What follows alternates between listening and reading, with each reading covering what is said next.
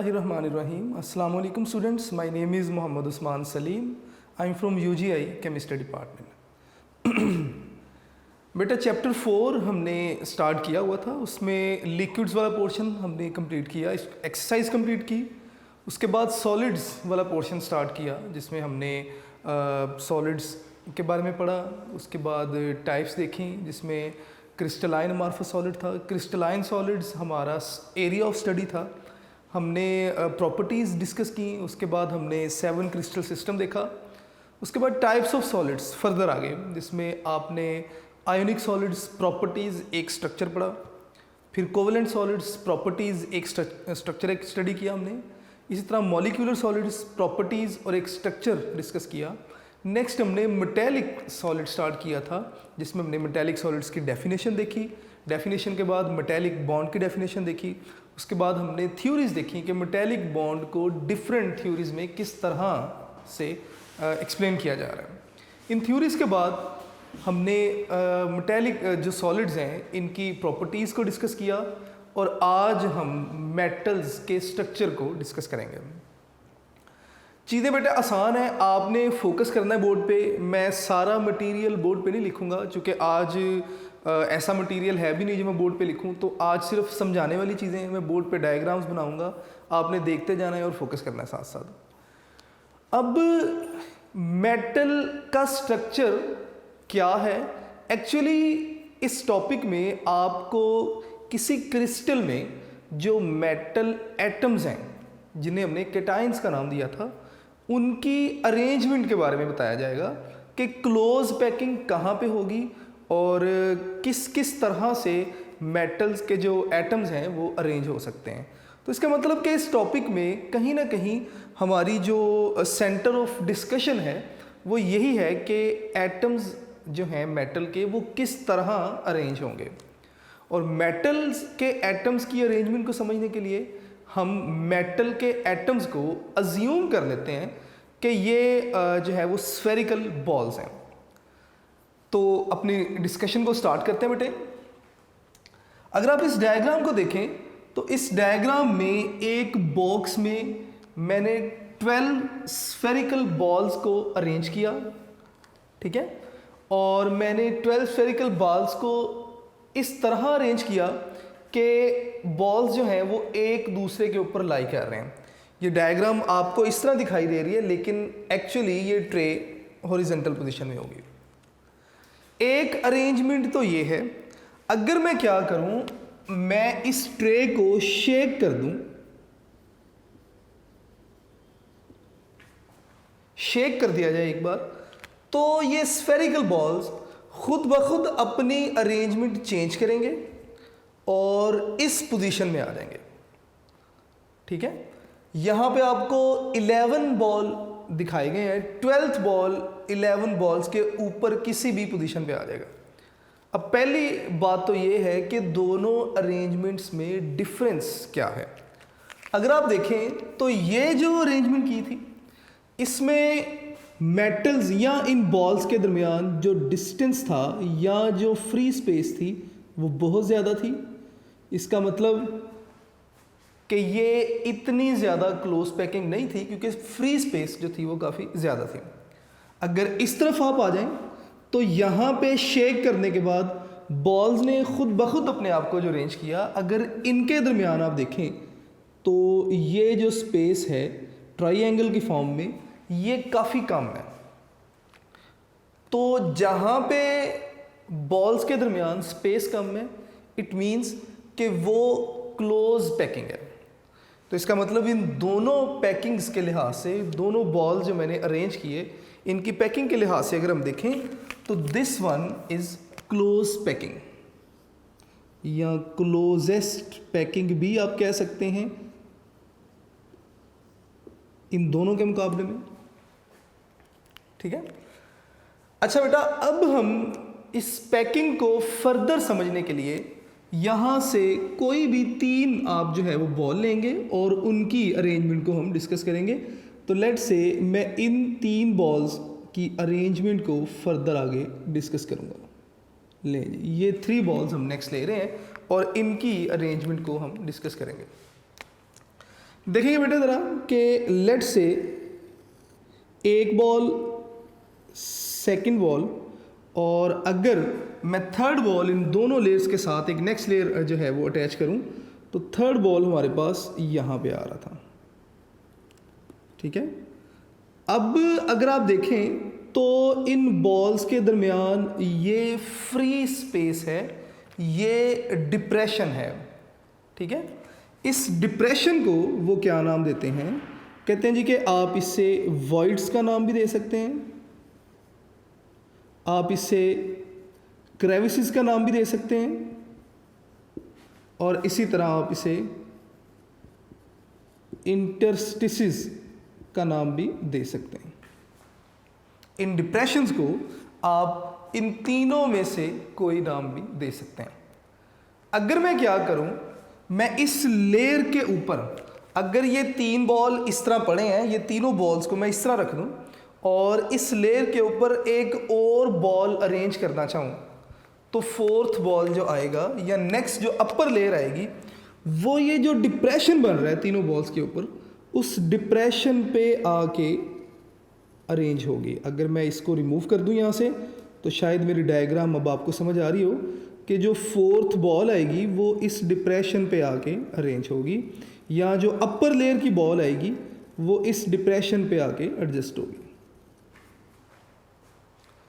शायद मेरी बात आपको यहाँ तक समझ आ रही हो। अब ये नेक्स्ट लेयर की बॉल को अरेंज करना हमने 3 बॉल्स के लिए देखा था। अब हम करेंगे क्या, अब हम वापस इस 11 बॉल सिस्टम पे आएंगे और इस 11 बॉल सिस्टम पे हम नेक्स्ट लेयर को, यानी कि ये जो ऊपर वाली लेयर थी, इस लेयर को अरेंज करेंगे। अब बेटा ज़रा साथ साथ रहिएगा, टॉपिक बड़ा आसान है अगर आप थोड़ा सा कंसंट्रेट करेंगे। पहले मैंने कहा जी कि मैंने एक बॉक्स में 12 बॉल लिए, मैंने उन 12 बॉल्स को इस तरह अरेंज किया। अरेंज करने के बाद मैंने बॉक्स को शेक किया, तो शेक करने के बाद जब दोबारा से मैंने इन बॉल्स की अरेंजमेंट देखी तो अरेंजमेंट इस तरह थे।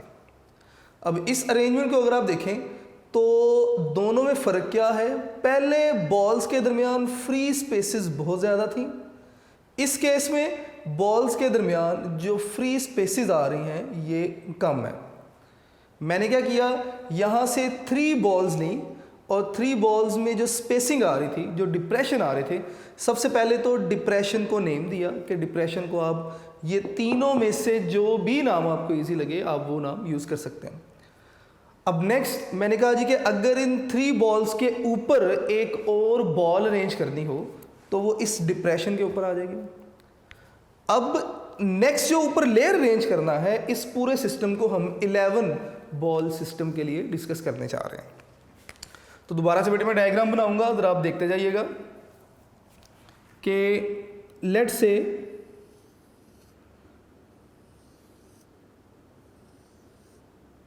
ये मेरे पास 11 बॉल सिस्टम है, नेक्स्ट लेयर इनके डिप्रेशंस के दरमियान आएगी,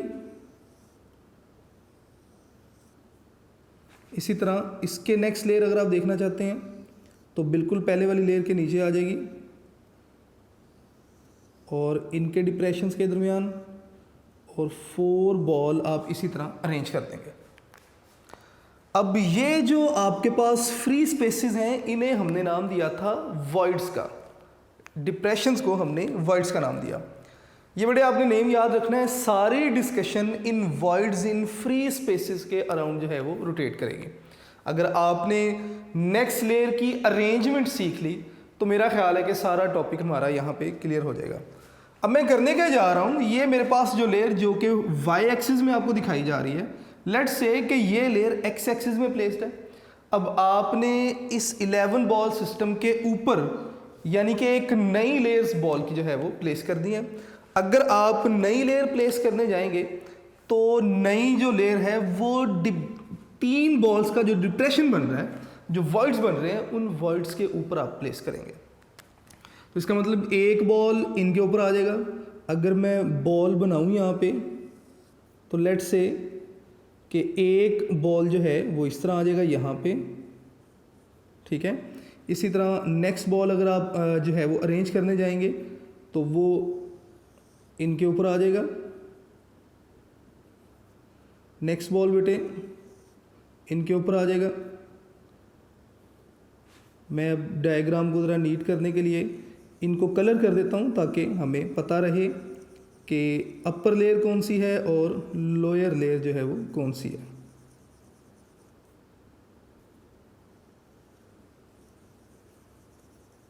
जी बेटा ज़रा देखते जाइएगा साथ साथ कि ये लेयर मैंने बना दी इस तरह। इसी तरह अगर नीचे वाली साइड पे आएंगे तो यहाँ पे एक बॉल आएगा आपके पास इस जगह पे। इसी तरह नेक्स्ट बॉल आपके पास इस जगह पे आ जाएगा। अगर मैं इन बॉल्स को भी रिमूव कर दूँ तो और इन्हें कलर कर दूँ तो आप देखेंगे कि शायद कहीं ना कहीं सेकंड जो लेयर है वो आपको अच्छे तरीके से अपीयर होना शुरू हो जाए।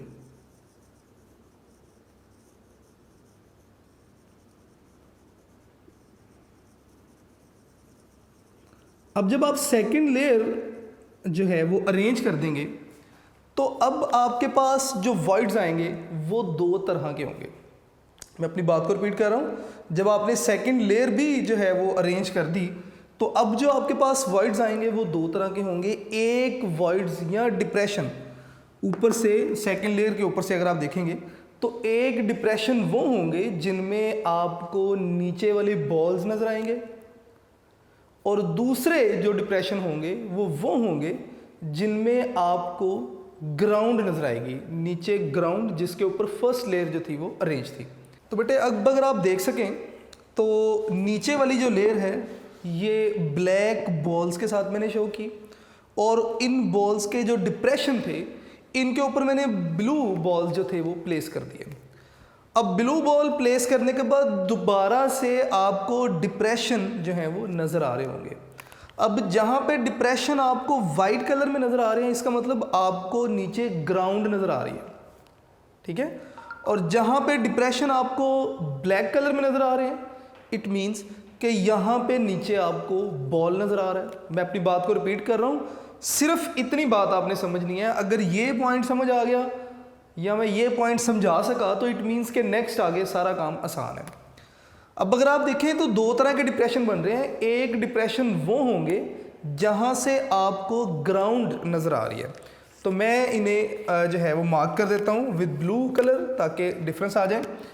ये वो डिप्रेशन है जहाँ से आपको नीचे ग्राउंड नज़र आ रही है, तो इस डिप्रेशन को हम नाम दे देंगे क्या जी, वॉइड्स। और कौन से वॉइड, बी वॉइड का।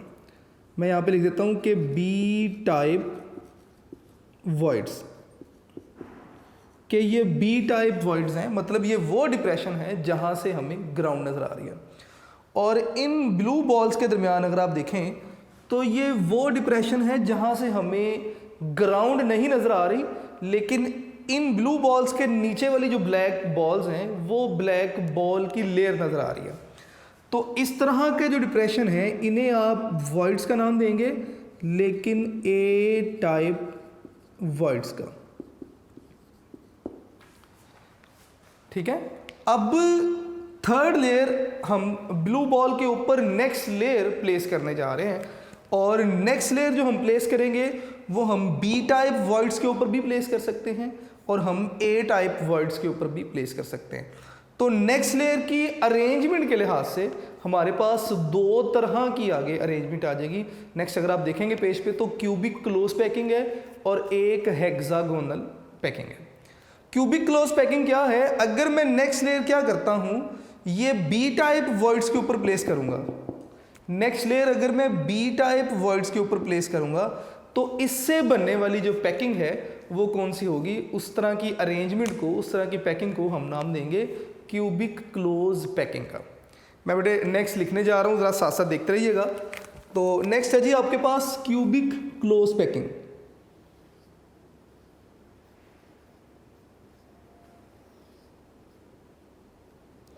Cubic close packing,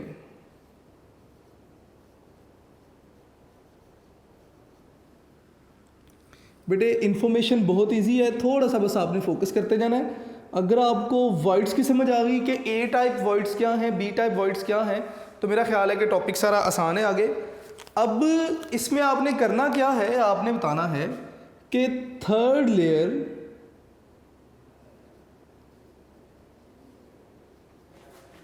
is placed on B type voids, कि अगर आप B टाइप voids के ऊपर थर्ड लेयर को प्लेस करेंगे तो इस तरह से बनने वाली जो पैकिंग है वो क्या कहलाएगी, क्यूबिक क्लोज पैकिंग कहलाएगी। ठीक है। नेक्स्ट जो बेटे आपने बात याद रखनी है वो कहते हैं जी कि इसमें जो आपके पास फर्स्ट और फोर्थ लेयर हैं वो आइडेंटिकल होंगी, और इसी तरह फिफ्थ और सेवन। मैं आगे मैं ज़रा लिखता जाऊँ, साथ साथ बताता भी जाऊँगा इसे। अच्छा जी, इसमें होगा क्या कि अगर मैं डायग्राम बना सकूं तो ये बेटे आपके पास फर्स्ट लेयर थी, ठीक है।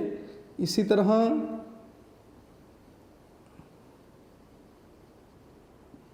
थर्ड बॉल दिखा दिया जी इसी तरह, और नेक्स्ट वन आ गई फोर्थ बॉल। इस लेयर के ऊपर जब आपने सेकंड लेयर प्लेस की थी तो सेकंड लेयर इन दो बॉल्स के वॉइड्स के दरमियान आएगी। लेकिन जी मैं ब्लू कलर से सेकंड लेयर बना रहा हूँ जी, यहाँ पे ज़रा बेटे देखते जाइएगा। इसी तरह यहाँ पे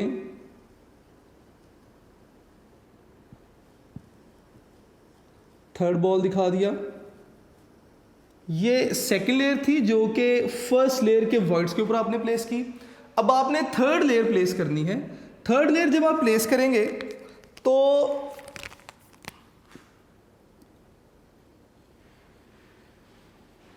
थर्ड लेयर ऊपर वाली बॉल के वॉइड्स पे आपने जब प्लेस की तो अरेंजमेंट कुछ इस तरह थी कि ये जो तीनों लेयर्स आपके पास बन रही हैं, अगर आप इसका सेंटर देखें, इस लेयर का सेंटर ये है, इस लेयर का सेंटर ये है, और इस लेयर का सेंटर ये है। अगर आप देखें तो कोई भी लेयर ऐसी नहीं जो कंसेंट्रिक होगी। नेक्स्ट लेयर जब दोबारा से आप प्लेस करेंगे तो नेक्स्ट लेयर बिल्कुल इस तरह प्लेस होगी कि फर्स्ट लेयर और थर्ड जो फोर्थ लेयर यानी कि नेक्स्ट लेयर आ रही है उनके सेंटर बिल्कुल एक दूसरे के ऊपर होंगे, मतलब एक दूसरे के बिल्कुल ऊपर ये बॉल जो है ये प्लेस्ड होंगी। तो इस तरह की पैकिंग को हम नाम देंगे क्यूबिक क्लोज पैकिंग का। इसमें है क्या, इसमें फर्स्ट लेयर यानी कि लेयर वन, उसके बाद ये क्या थी, ये आपके पास लेयर टू थी, उसके बाद ये आपके पास बेटे लेयर थ्री है। तीनों लेयर्स बिल्कुल एक दूसरे के ऊपर अरेंज्ड नहीं है। जिस पोजीशन पे फर्स्ट लेयर है सेकंड लेयर की पोजीशन उससे थोड़ी सी डिफरेंट है, थर्ड लेयर की पोजीशन उससे भी थोड़ी सी डिफरेंट है। फोर्थ लेयर जब उसके ऊपर आप प्लेस करते हैं तो फोर्थ लेयर बिल्कुल उस पोजीशन पे आती है जहां पे फर्स्ट पोजीशन थी या फर्स्ट लेयर थी। तो मैं फोर्थ लेयर यहाँ पे लिख देता हूँ। इसका मतलब फर्स्ट और फोर्थ लेयर बिल्कुल एक जैसी हो जाएगी। तो फर्स्ट और फोर्थ लेयर क्या है, आइडेंटिकल हैं। उसके बाद फिफ्थ लेयर जब आप प्लेस करेंगे वो सेकंड के साथ आइडेंटिकल हो जाएगी, सिक्स लेयर जो थी वो थर्ड के साथ। तो बेटा अगर हम फर्स्ट लेयर को ए, सेकंड लेयर को आप बी, थर्ड लेयर को आप सी का नाम दे दें तो तीनों डिफरेंट अरेंजमेंट्स हैं। तो इस तरह की अरेंजमेंट को हम ए बी सी या 1 2 3 और 1 2 3 अरेंजमेंट का नाम भी देते हैं। इसमें होगा क्या, इसमें जो फर्स्ट लेयर है, फर्स्ट लेयर आइडेंटिकल होगी किसके साथ बेटे, फोर्थ लेयर के साथ। तो मैं यहाँ पे लिख दूंगा जी विद फोर्थ लेयर। और अगर मैं इस सारी बात को एक लाइन में लिखूं तो मैं लिखूंगा जी कि फर्स्ट लेयर, फोर्थ लेयर, उसके बाद फिफ्थ सिक्स सेवन्थ लेयर और उसके बाद 10th लेयर, ये आपके पास क्या होंगी, आइडेंटिकल होंगी। और इसी तरह चलते जाएं आप तो ये लेयर्स क्या होंगी, आइडेंटिकल हो जाएंगे बेटे। तो ये जो पैकिंग है इसे आप क्यूबिक क्लोज पैकिंग का नाम देंगे। डायग्राम आपको बुक से बेहतर नजर आ रही होगी। सिर्फ आपने किया क्या, आपने थर्ड लेयर को बी टाइप वर्ड्स के ऊपर प्लेस किया और बी टाइप वर्ड्स के ऊपर प्लेस करने से जो आपके पास अरेंजमेंट आएगी उस अरेंजमेंट को आपने क्यूबिक क्लोज पैकिंग का नाम दिया। मैंने कोशिश की कि मैं with the help of diagram आपको समझा सकूं। फर्स्ट लेयर थी, सेकंड लेयर जब आपने प्लेस की तो फर्स्ट लेयर के वर्ड्स के ऊपर आ गई, थर्ड लेयर जब आपने प्लेस की तो सेकंड लेयर के वॉइड्स के ऊपर आ गई और इस तरह अरेंज किया आपने कि उन वॉइड्स पे आपने प्लेस की जहां पे आपको ग्राउंड नज़र आ रही थी। तो आपके पास जब आप फोर्थ लेयर प्लेस करने जाते हैं तो ऑटोमेटिकली फोर्थ लेयर बिल्कुल उन वॉइड्स पे आएगी जहां पे अगर आप फोर्थ लेयर को अरेंज करें तो वो बिल्कुल फर्स्ट लेयर के ऊपर आ जाएगी। तो इस तरह की अरेंजमेंट को क्यूबिक क्लोज पैकिंग का नाम दिया। इसमें आपने बता दिया एबीसी भी आप इसे कहते हैं, 1 2 3 1 2 3 भी कहते हैं। इसके अलावा इनमें कौन कौन सी लेयर्स आइडेंटिकल हैं, फर्स्ट, फोर्थ, सेवन्थ, 10th, ये क्या है, आइडेंटिकल है। अब नेक्स्ट अगर हम क्या करें, थर्ड लेयर को ए टाइप वॉइड्स पे प्लेस कर दें, तो थर्ड लेयर को ए टाइप वॉइड्स पे प्लेस करने से जो हमारे पास नेक्स्ट पैकिंग बनेगी that will called hexagonal packing. तो नेक्स्ट मैं हेडिंग लिख रहा हूँ बेटे, यहाँ पे जरा देखते जाइएगा।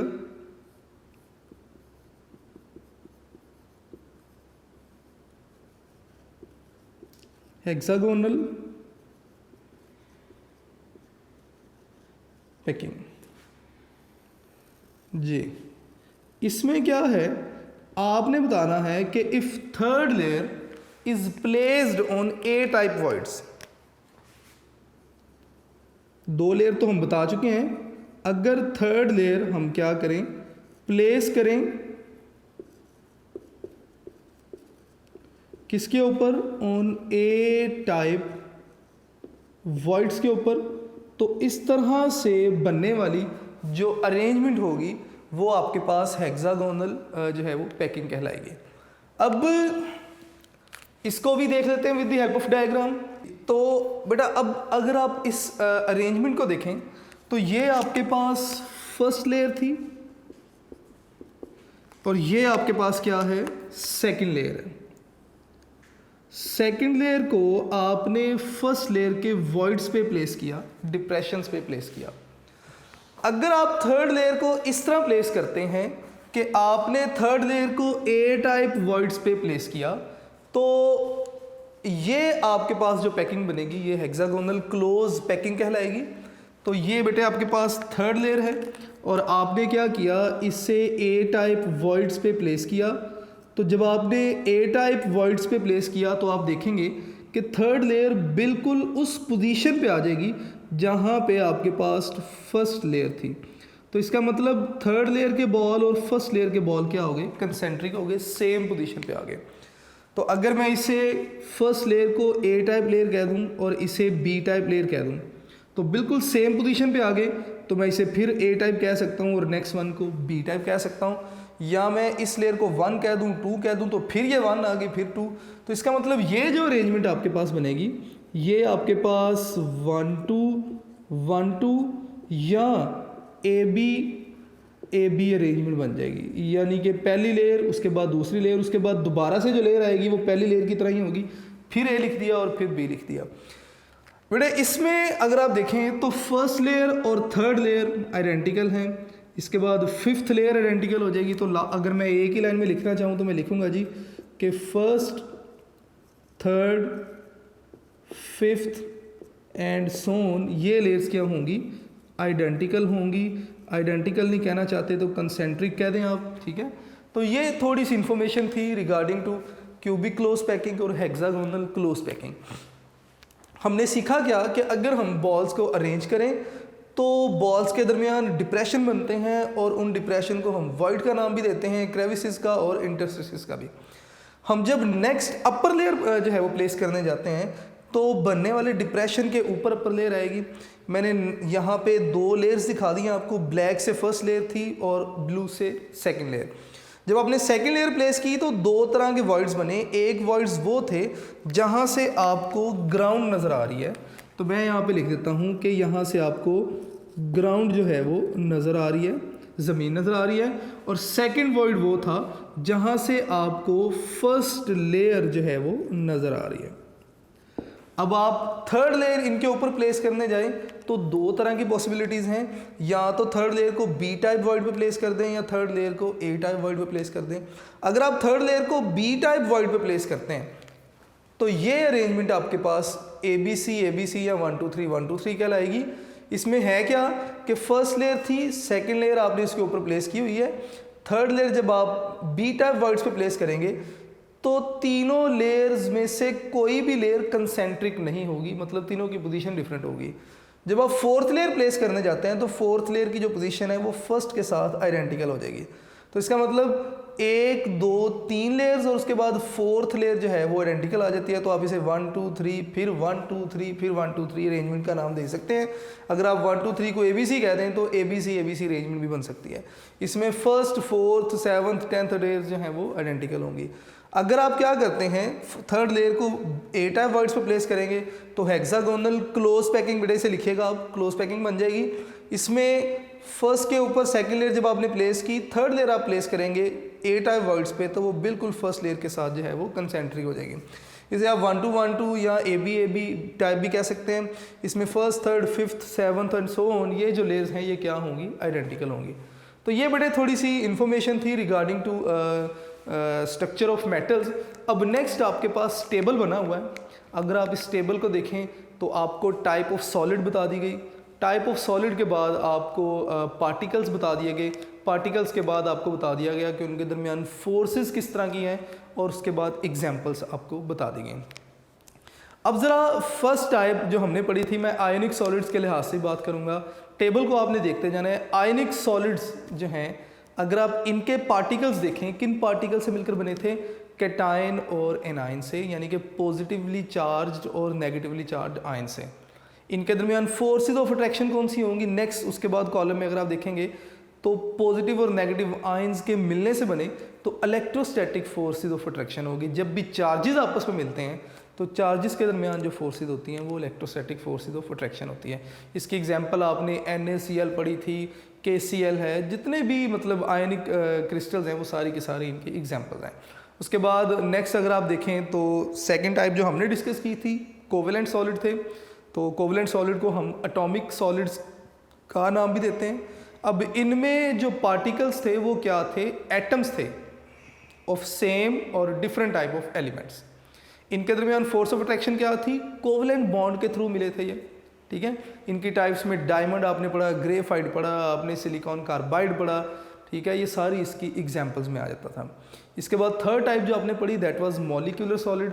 मॉलिक्यूलर सॉलिड्स के जो पार्टिकल्स थे वो कौन थे, वो मॉलिक्यूल्स थे ऑफ सेम और डिफरेंट टाइप।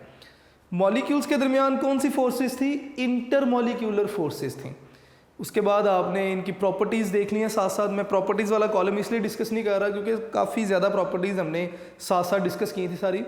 इनके एग्जांपल में अगर आप देखें तो ड्राई आइस है, ठीक है, इसी तरह आयोडीन है जो स्ट्रक्चर आपने बनाया भी था। नेक्स्ट आपने मेटेलिक बॉन्ड पढ़ा। मेटेलिक सॉलिड में जो पार्टिकल्स थे वो कैटायंस हैं और इलेक्ट्रॉन्स हैं, ठीक है। इनके दरमियान फोर्सेस कौन सी हैं, इनके दरमियान मेटेलिक बॉन्ड्स थे। इनकी प्रॉपर्टीज़ हमने डिस्कस कर ली थी और इनकी एग्जांपल अगर आप देखना चाहें तो एलुमिनियम की जो क्रिस्टल ले लें आप, ठीक है, कॉपर की क्रिस्टल है या कोई भी जो है वो अलॉय को भी आप इसमें लेकर आ सकते हैं। तो ये बड़ा टेबल था। मैंने टेबल के ऊपर ज़्यादा एम्फेसाइज इसलिए नहीं किया क्योंकि मुझे लगता है कि आप खुद एक बार इस टेबल को पढ़ेंगे तो चीज़ें आपको क्लियर होना शुरू हो जाएंगी। इसके साथ नेक्स्ट जो आपके टॉपिक आता है कैलकुलेशन है एवोगाड्रोस नंबर की। मैं इस टॉपिक को डिस्कशन और क्वेश्चन आंसर वाले लेक्चर में जो है वो क्लियर करूँगा। नेक्स्ट हम बेटे डायरेक्ट आएंगे अब एक्सरसाइज पे। पेज नंबर 115 पे आएंगे बेटे। एक्सरसाइज है सॉलिड्स की, तो इम्पॉर्टेंट है और इस एक्सरसाइज में से काफ़ी दफ़ा क्वेश्चन जो हैं वो सिलेक्ट हुए हैं पेपर्स के लिए।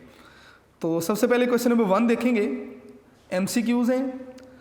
फर्स्ट MCQ देखेंगे, ionic solids are characterized by low melting point. Ionic solid हैं, स्ट्रॉन्ग इनके दरमियान अट्रैक्टिव फोर्सेज हैं, तो इनके मेल्टिंग पॉइंट क्या होते हैं, हाई होते हैं। Good conductivity in solid state. Ionic solid state में अच्छे कंडक्टर नहीं थे क्योंकि चार्जेस मूव नहीं कर सकते तो कंडक्टिविटी भी कम थी। High vapour pressure. आयनिक सॉलिड हैं, फोर्स ऑफ अट्रैक्शन जो है वो स्ट्रॉन्ग है तो वेपर्स नहीं बनेंगे, ये भी गलत है।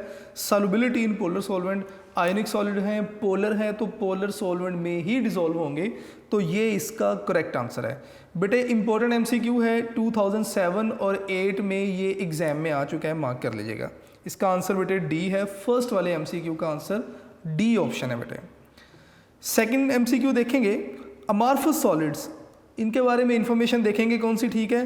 हैव शार्प मेल्टिंग पॉइंट, गलत है, अमार्फस सॉलिड्स के मेल्टिंग पॉइंट शार्प नहीं है। Undergo clean cleavage when cut with knife, amorphous solids के क्लीवेज प्लेन भी नहीं थे।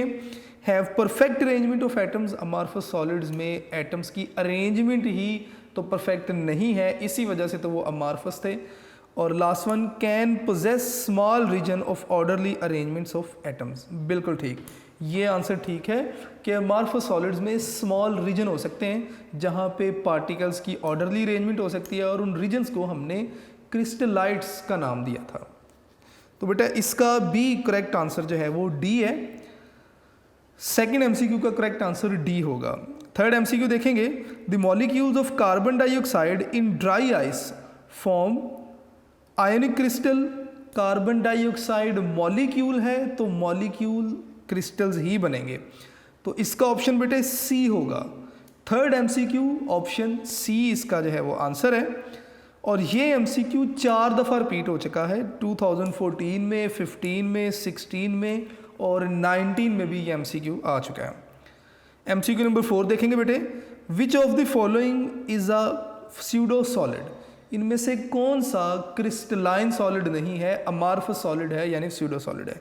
CaF2 क्रिस्टलाइन सॉलिड है, ग्लास स्यूडो सॉलिड है, NaCl क्रिस्टलाइन सॉलिड है। आल कहेंगे तो बिल्कुल ही गलत हो जाएगा, तो बी ऑप्शन ग्लास जो है ये स्यूडो सॉलिड है।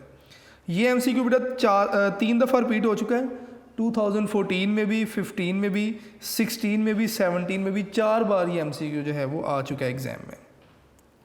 उसके बाद एमसीक्यू नंबर 5 देखेंगे, diamond is a bad conductor because कोई भी फ्री इलेक्ट्रॉन डायमंड के पास मौजूद नहीं है। इसके ऑप्शन देखते हैं, it has a tight structure, it has a high density, there are no free electron present, तो यही सी ऑप्शन इसका आंसर होगा। बेटा 2017 में ये एमसीक्यू आ चुका है। एमसीक्यू नंबर 5 सी इसकी जो है वो करेक्ट ऑप्शन है। अब हम क्वेश्चंस पे आएंगे। क्वेश्चन नंबर 3 जो है 2 fill in the blank syllabus का हिस्सा नहीं है, डिस्कस नहीं करेंगे। क्वेश्चन नंबर 3 देखेंगे, ट्रू फॉल्स हैं, हमारे सिलेबस का हिस्सा नहीं है, इन्हें भी लीव करेंगे हम। क्वेश्चन नंबर 4 पे आ जाएंगे बेटे, what are solids, give general properties of solids, how do you differentiate between crystalline solid and amorphous solid. आपने क्रिस्टलाइन और अमार्फस सॉलिड्स के दरमियान जो है वो डिफरेंस भी बताना है। तो पेज नंबर आप ओपन करेंगे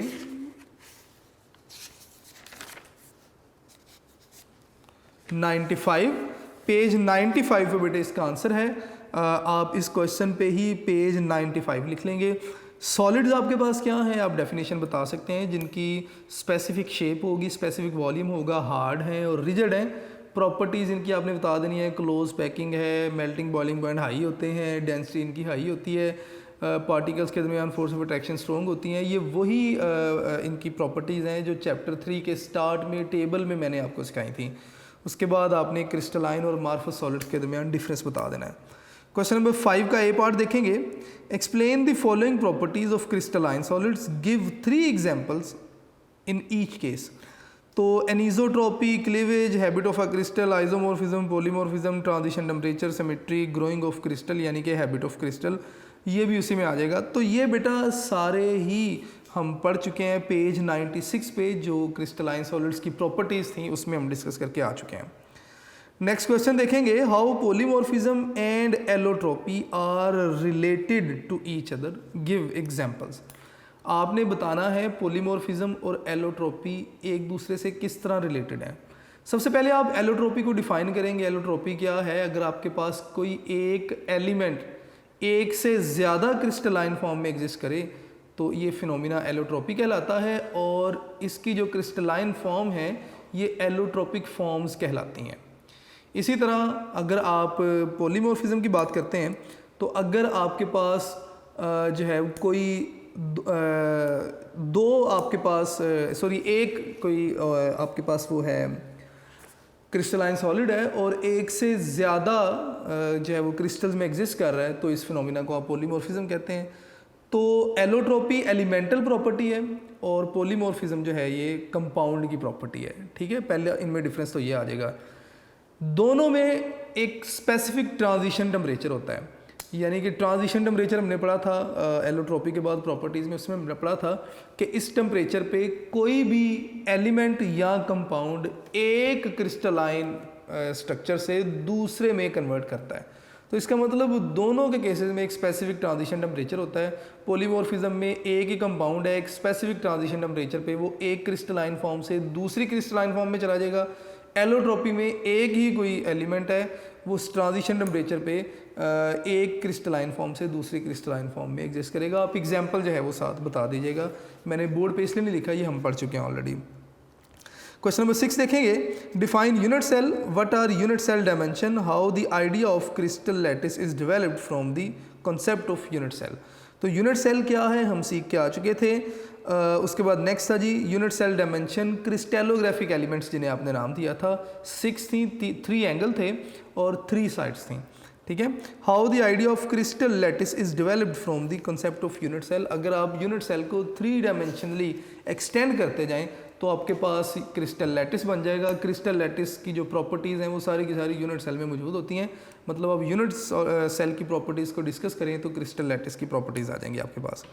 explain 7 crystal system and draw the shape of their unit cells. आपने 7 क्रिस्टल सिस्टम के बारे में बताना है। अगर आपको याद हो तो मैंने कहा था CTOMHRT, आपने इनके एक्सिस और एंगल्स के बारे में बताना है, साथ आपने शेप्स भी ड्रॉ कर देनी है। नेक्स्ट क्वेश्चन अगर आप देखें तो what are ionic solids, give their properties, explain the structure of NaCl, sketch a model to justify the unit cell. तो ये आयनिक सॉलिड वाला बेटा टॉपिक है, पेज 101 पे ये सारा इसका आंसर जो है वो गिवन है। What are covalent solids, give their properties, explain the structure of diamond. Page 103 पे इस क्वेश्चन का आंसर है, क्वेश्चन नंबर 7 का बी पार्ट। क्वेश्चन नंबर 7 का सी पार्ट अगर आप देखेंगे तो what are molecular solid, give their properties, justify the molecular crystal are softer than ionic crystal. तो ये मैंने ड्यूरिंग लेक्चर बताया भी था कि मॉलिक्यूलर सॉलिड जो हैं इनके दरमियान इंटरमॉलिक्यूलर फोर्सेज हैं, वीक अट्रैक्टिव फोर्सेज हैं, इसीलिए ये लेस कॉम्पैक्ट होते हैं और ये सॉफ्टर होते हैं as compare to ionic solid. Page 105 पे बेटा इसका आंसर होगा। क्वेश्चन नंबर 7 में से ABC पार्ट, ये इनमें से कोई भी एक पार्ट बार बार एज लॉन्ग क्वेश्चन सेलेक्ट हुआ है बोर्ड में एग्जाम के लिए, तो क्वेश्चन नंबर 7 इंपॉर्टेंट है फॉर लॉन्ग क्वेश्चन, मार्क कर लीजिएगा इसे। Give different theories of metallic bond, how does electron sea theory justify the electrical conductivity, thermal conductivity and shining surface of the metal. तो सबसे पहले तो आपने क्या करना है, आपने डिफरेंट थ्योरीज बतानी है। 3 थ्योरीज थी, VBT थी, इलेक्ट्रॉन गैस या पूल थ्योरी थी, और इसी तरह MOT थी। फिर उन्होंने कहा जी कि how does electron sea theory justify the electrical conductivity. Free electrons मौजूद हैं विद इन द स्ट्रक्चर, जिधर मर्जी मूव कर सकते हैं। थर्मल कंडक्टिविटी, ये फ्री इलेक्ट्रॉन्स मोबाइल इलेक्ट्रॉन्स हैं, with in the crystal move करते हैं और एनर्जी को एक इलेक्ट्रॉन से दूसरे इलेक्ट्रॉन तक ट्रांसफ़र करवाते हैं। और उसके बाद लास्ट में शाइनिंग सरफेस, फ्री इलेक्ट्रॉन्स हैं, एनर्जी अब्जॉर्ब करते हैं, एक्साइट हो जाते हैं, जब डी एक्साइट होते हैं तो एनर्जी को इवॉल्व करते हैं और वो एनर्जी चमक की शक्ल में, शाइन की शक्ल में जो हमें नज़र आती है और हम कहते हैं जी मेटेलिक लस्टर है जी। क्वेश्चन नंबर 8 का बी पार्ट देखेंगे। Explain with the help of diagram cubic close packing in the structure of metal. अगर आप बी टाइप वर्ड्स पे प्लेस करेंगे थर्ड लेयर को तो cubic close packing, hexagonal close packing in the structure of metal. अगर आप ए type words पे third layer को प्लेस करेंगे तो हेक्सागोनल क्लोज पैकिंग। आपने दोनों में बता देना है कि कौन सी लेयर्स आइडेंटिकल होंगी। क्वेश्चन नंबर 9 है, चलें जी क्वेश्चन नंबर 8 तक हम आज का काम रखते हैं। क्वेश्चन नंबर 8 का जो फर्स्ट पार्ट है, ए पार्ट 106 पेज पे इसका आंसर है, और जो बी पार्ट है इसका आंसर 108 और 109 पेज पे इनके आंसर दें। क्वेश्चन नंबर 8 तक बेटे हमारी एक्सरसाइज कंप्लीट हुई है। नेक्स्ट लेक्चर में हम क्वेश्चन नंबर 9 से स्टार्ट करेंगे। तब तक के लिए अपना ढेर सारा ख्याल रखिएगा। आप लोग अपने लेक्चर नोट्स ज़रूर बनाइएगा, यूनिक नोट्स ज़रूर देखिएगा और बेटे दुआओं में याद रखिएगा। थैंक यू बेटे, अस्सलाम वालेकुम।